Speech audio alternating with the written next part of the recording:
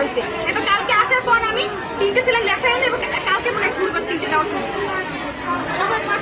Ludo খেলে কারা? নার্সরা? হ্যাঁ, নাচতে আসি। তাদের কাছে গেলে কি আচরণ করে?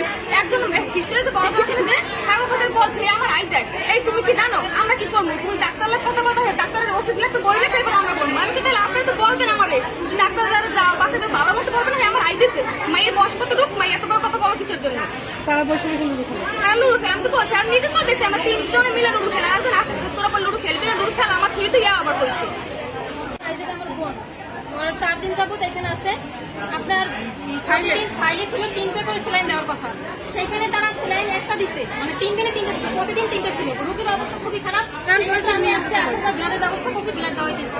এখন রোগীর যে ক্রিটিক্যাল অবস্থায় মানে মনে করেন বরিশাল নেওয়ার মতন অবস্থা, কেন এই সদর হাসপাতালে এরকম কেন অবস্থা রয়েছে? কেন সঠিক সময় কেন আমার ট্রিটমেন্ট পাবো না? সিটে এত এগুলো দায় দেবে কি?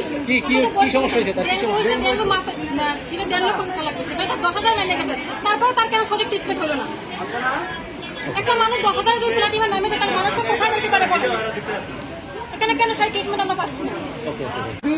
তারপরে চিকিৎসা মানে করতেছে না, তারা একটা চিকিৎসা উল্টোগুলো করতেছে। 3টে সেলাইন দিতে রক্তের নাকি 1.5 লাখ থাকে, ওই জায়গায় 10,000 এসে পড়েছে। তারপর তারা গায়ে লাগাইতেছে না। রক্ত লাগবে তা আমি এটা রক্ত রাখবে এটা আমি নিজেই করে যেতেছি, এর মধ্যে কোনোই নেই।